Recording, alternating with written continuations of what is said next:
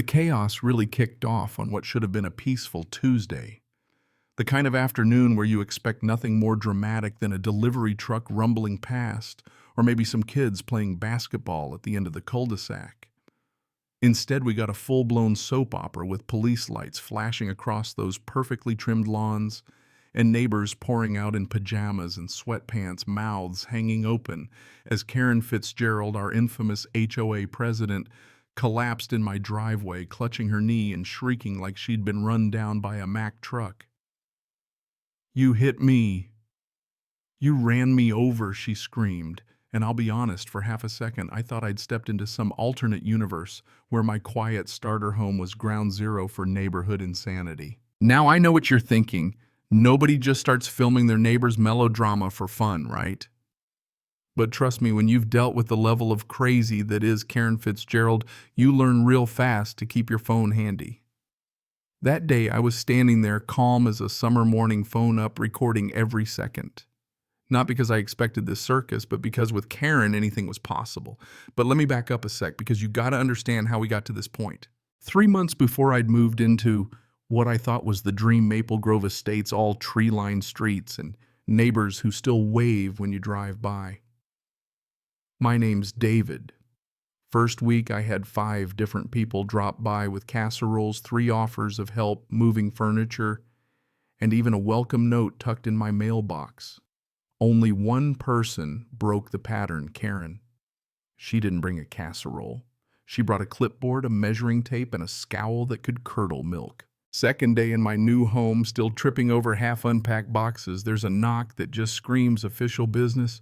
Open the door, and there she is, Karen, in her trademark windbreaker, that little silver badge on her HOA lanyard tape measure, dangling like a sheriff's 6-shooter. "Your car is half an inch past the driveway line," she told me, voice flat, eyebrows arched so high they threatened to leave her forehead. I tried to laugh it off, said something about how life's too short for half-inch battles, but she wasn't having it, launched into this speech about property values and community standards like I'd committed a federal offense. From then on, I was in her crosshairs. Every morning, she'd patrol the neighborhood with her phone, snapping photos of my car from every angle. She sent me 3 warning letters on HOA letterhead, mind you, for things like leaving my garbage bin out for more than 27 minutes after pickup, or having an Amazon box visible on my porch. Concerned about our community standards, she'd always sign them, which quickly became a running joke among the rest of us. It got worse, sticky notes under my windshield, invitations to special HOA meetings that were just thinly veiled attacks on my parking habits. My friends started calling her the warden. One Saturday, I had folks over for a barbecue, broad daylight, nothing rowdy, and she showed up in my backyard waving a printout of the city's noise ordinance threatening to fine us for laughing too loud. My buddy Jake asked if laughing with ribs in your mouth was a felony. Now, Karen didn't find it funny. That's when I started recording, just in case, with Karen you needed receipts. One day came home from work tired as hell and found her SUV parked sideways across my driveway. She was standing there with her arms folded like she owned the place. "Maybe when you learn to respect the rules, you can use your driveway again," she told me. So I did what any sane person would do. I called the cops.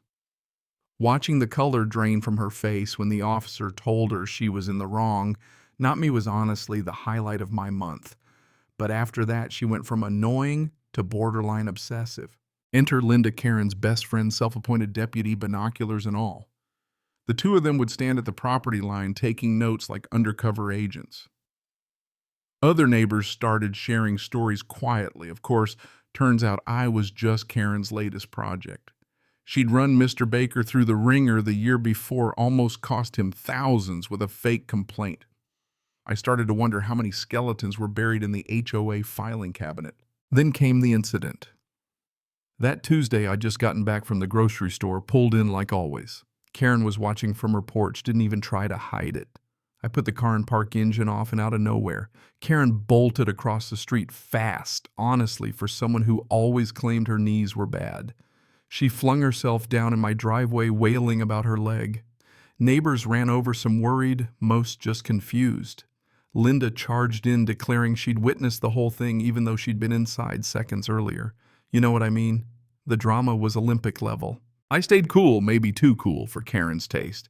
While she howled for an ambulance, I quietly saved the dash cam footage from my car. The camera got everything Karen untouched, sprinting and then throwing herself down like a World Cup striker trying to draw a penalty.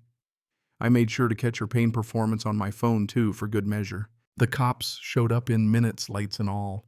Karen turned on the waterworks, accused me of running her down because, and I quote, he's got a vendetta against me for upholding community standards. The paramedics checked her out and even they looked skeptical. Every time they touched her supposed bad knee, she didn't flinch but press on her ankle. Suddenly, she's screaming again. The officers were clearly over it. I showed them the dash cam. They watched it twice. Karen started sputtering about deep fakes and technology conspiracies, but Linda's story fell apart instantly. She'd barely made it out the door before the sirens. Then came the twist. Mr. Thompson from across the street steps up, says his doorbell cam caught the whole thing too. Mrs. Chan produced a phone full of Karen's greatest hits, including the SUV driveway blockade.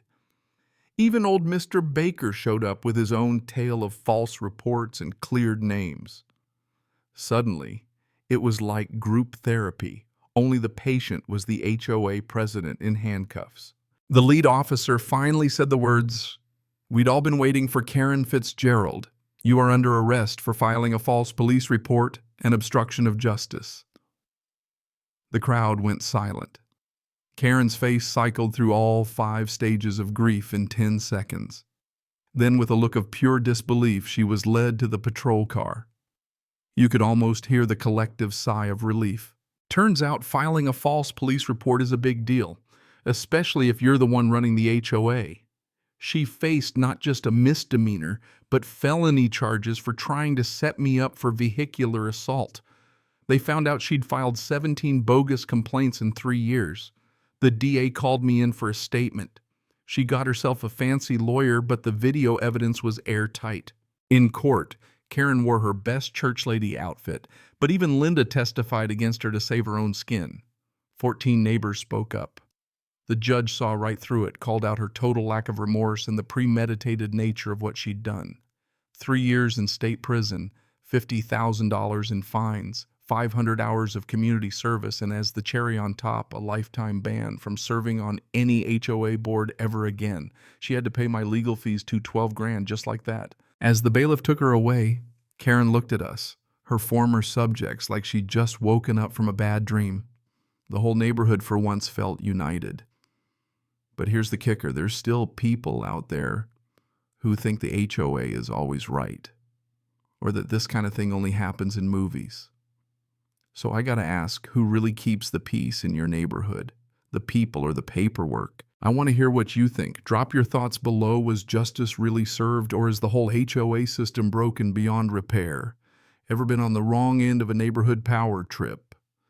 Let's get the debate started, because I promise you this story is not as rare as you might wish.